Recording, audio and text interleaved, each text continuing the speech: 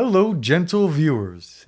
It is a new year, and I'm about to tell you about my top 10 books of 2019. So, I actually only read 24 books in 2019, and on Goodreads, I had a goal of 40 books because in 2018, I had read around like 35 or something. And I was like, I can do 40. Apparently, I can't. Um, I just got in a really bad reading slump when I got back, I think, from deployment. Also, like I just didn't want to like sit around and read so much as before. I just wanted to spend time with my husband. But I am proud of myself this past year because one of my goals was actually to read more contemporary and nonfiction books, and I did that. Actually, I have a couple on this list, so I'm proud of myself.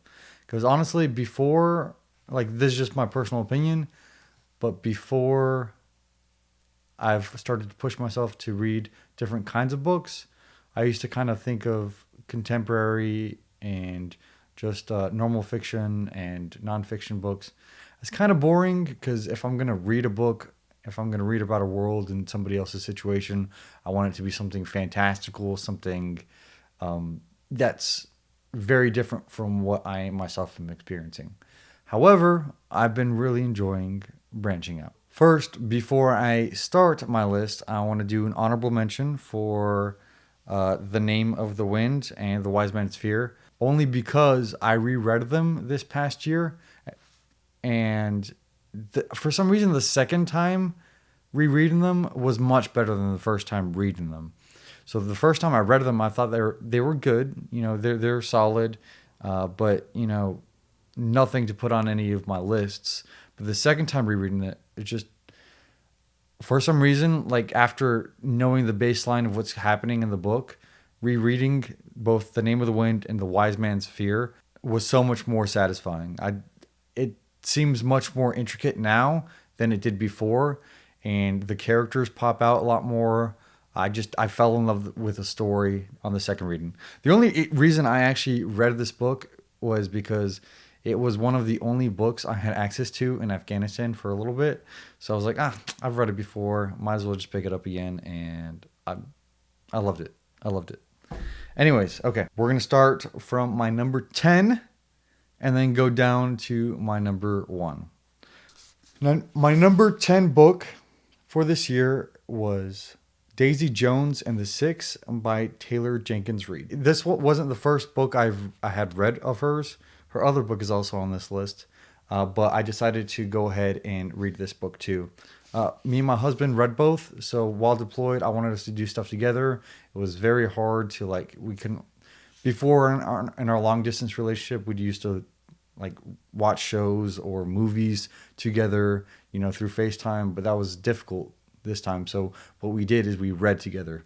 We would choose a book and we'd read. And he's not a big fan of sci-fi and fantasy books, so I wanted to pick books that were more on his genre. And Daisy Jones and the Six was one of those, because he's in love with old Hollywood and the the 1970s music era and stuff like that. So it was definitely along those lines. What I really like about Taylor Jenkins Reid and her writing style is that each book is a little bit different. So this one, it's almost as if it's a collection of interviews with the characters that the author just like cuts up and makes a story out of them. And you can see the different perspectives of all the characters as you go through the story. Daisy Jones and the Six wrote an album together. So this isn't an actual, this is fiction. It isn't real. But so they wrote an album together, and you kind of go through what it's like to be in the music scene in the 1970s, and you really felt like you were part of the whole rock and roll scene while reading this book, and I really liked it. It's also part of Reese's Book Club, and they're making it into I think it's a Netflix series, like a 13-part Netflix series. I'm looking forward to that. Next. So number 9 on this list, speaking of reading books with my husband, we've started listening to audiobooks on long car rides, and especially going to see family for the holidays. It's easy to put in an audiobook and just listen to it on that long car ride. This time we listened to Riding in Cars with Boys by Beverly Donofrio, and it was a freaking amazing. Like the entire time, I kept on thinking of Drew Barrymore and Brittany Murphy in the actual movie, and I think the movie did a phenomenal job of just really incorporating the book and the feeling of it. And I have to give Beverly D'Onofrio, this is a memoir by her, so I have to give her like kudos in terms of being really frank in how she wrote and how she just described growing up and how it was for her as a woman and how it was when she became pregnant and as a mother and how sometimes you're a little bit selfish. And honestly, I saw a lot of myself in her, which is probably why I won't have kids anytime soon. But it was a great listen. If you have some time and you just want to listen to an audiobook, I would recommend Riding in Cars with Boys by Beverly D'Onofrio. So that's my number 9. My number 8 read of 2019 was Holy Sister by Mark Lawrence. I am in love with this series. It is so good. I picked up Red. No, which one did I pick up? I picked up Prince of Thorns by him, thinking it was going to be something that was to my liking, and I found out that I didn't like it at all. And then for some reason, I picked up Red Sister, and I loved it. I loved Red Sister. I loved Gray Sister. I think Holy Sister is one of the most satisfying conclusions to any series I have ever read. And no spoilers, but I will say that there's a lot of LGBT friendly themes that I think were very organic to the storyline. If you're interested in something like that and something fantastical, I'd pick this up. My number 7 book of 2019 was Shadows of Self. The number 5, the 5th book? Okay. The 5th book for Mistborn. I'd gotten into a Brandon Sanderson binge for a while, starting with Warbreaker, and I went from Warbreaker, reread the Mistborn series, and then I really wanted more Mistborn, so I decided to actually read Alloy of Law, and I liked it, so I moved on to Shadows of Self, and it was freaking amazing. Like the way Brandon Sanderson brings together the characters, the different plots, like intricacies. There was actually a lot more about Cosmere in there than I ever had thought, and there was actually, for those of you who follow a lot of Cosmere stuff, there's actually Hoyd in Shadows of Self, which I did not expect. It was very good. Cannot wait to read the next one, which it's like Bands of Mourning. I've actually been reading it for a while, but for some reason I took a break, and sometimes when I take a break from a book, it's hard to come back, so I might have to start that from the beginning. But it was a phenomenal read, like most Brandon Sanderson books are, and that was my number 8. And if you haven't picked up the original Mistborn trilogy, I think Mistborn is probably the most accessible transition series from normal fiction to fantasy, or from YA fantasy to epic fantasy.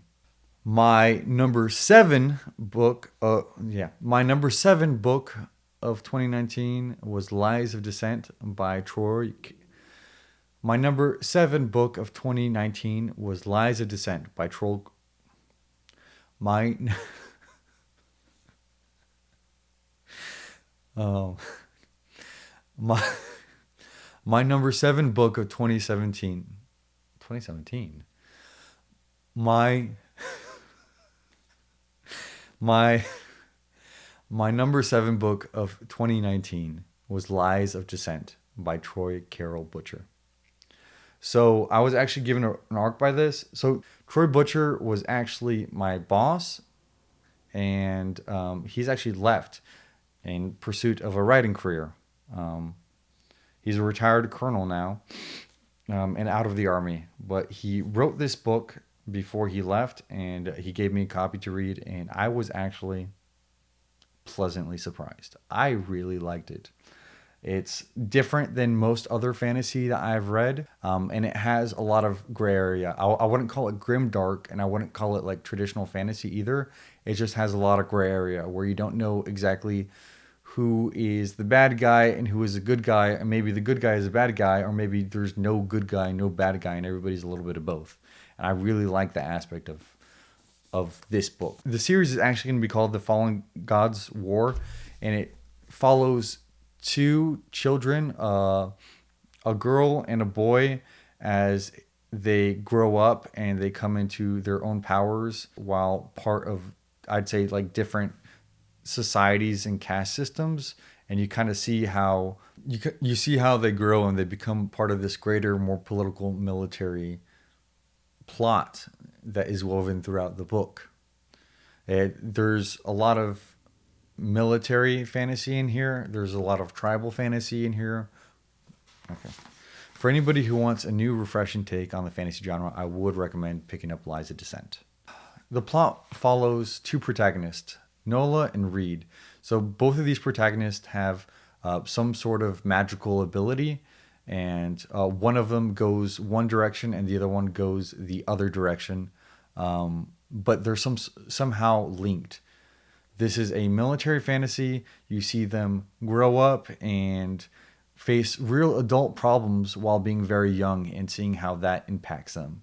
Lies of Descent is my number 6 read of 2019. My number 5 read of 2019 was Slayer by Kiersten White. So anybody who knows me knows that I'm a huge Buffy fan. I love Buffy to no end. It was my childhood show. I still think it's the best show ever created. You can disagree with me, but that's fine. I think that we're all very nostalgic after what we've grown up with, and Buffy is what I grew up with. So I was very hesitant at a book coming out that was part of the Buffyverse. However, I think Kiersten White did a really good job at carving out like a little corner of the Buffyverse that was respectful, well written, and just definitely has its own place that doesn't diminish any of the other parts of the Buffyverse. This book takes after a protagonist called Artemis, also known as Nina, who is part of, whose family was a part of the Watchers Council. So you get a little background on that if you've seen that from the show, and which is actually pretty interesting. There's a lot of little sequence into Buffy's life that I really enjoyed in this book. And at first, I didn't think I would like it at all, and I ended up loving it, and it became one of my favorite books of this year. Chosen just came out, so I'm about to buy that book and read it. Or I think it comes out on the 14th. I think it comes out on the 14th, actually. So this was a really freaking good book. And it takes place in England. I don't know why. I just really like when books take place in England. My number 4 read of 2019 was Beartown by Frederick Bachman. I don't know if any of you guys subscribe to Connor O'Brien. If you don't, you should. But he raves about Beartown and Frederick Bachman. And so I decided to pick it up. I was going through books and stuff. I wanted to read something more contemporary, more normal fiction, and I picked it up, and it was really good. Frederick Bachman is a master at creating characters. Each of these characters were fully fleshed out.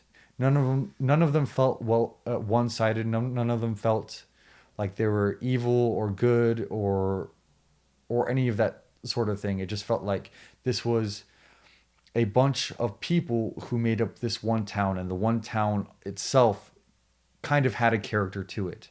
And there is an incident that happens in the book, and you really see how the town reacts to this incident. You really see how this town reacts to this incident. And there's a lot of parallels between what happens there and what I've seen happen in other small towns. Really good. Would recommend 110%. My number 3 read of 2019 was The First 15 Lives of Henry August. I love this book. So at about around this time, I was really craving something that had some sort of either time travel, or I was thinking to myself, I was like, I wonder what would happen if I got the chance to relive my life again and again and again, and how that would affect my decisions, what kind of choices I'd make, whether I just improve upon my life or just decide to live other lives. And I was really craving a story like this.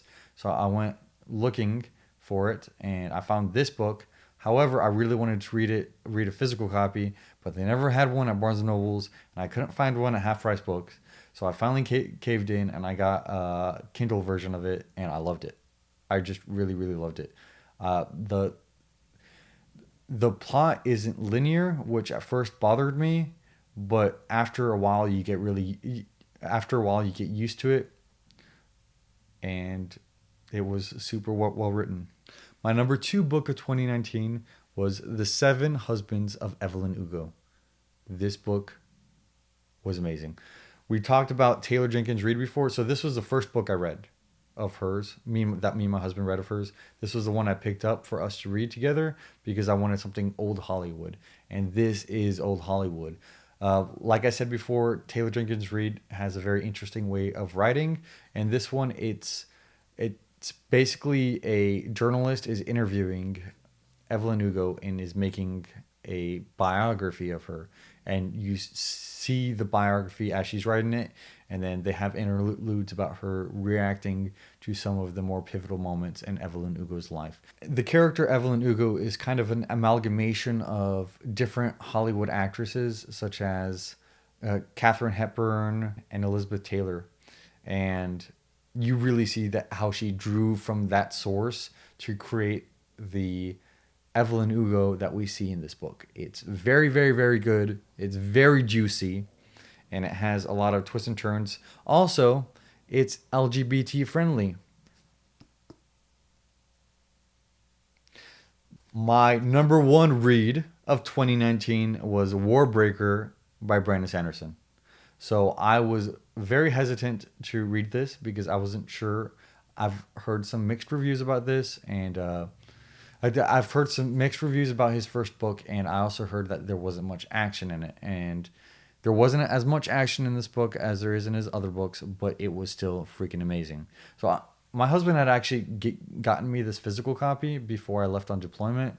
And then I left on deployment, and I didn't want to buy another physical copy to have him send to. It was too much. So Brandon Sanderson actually has one of his later drafts available online to read, which I can put that link down below for it.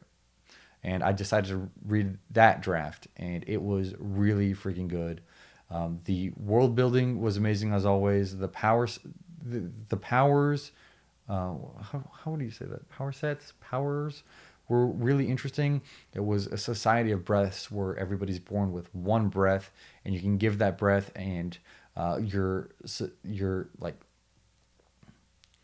your status in society, your status in society as well as the power you have.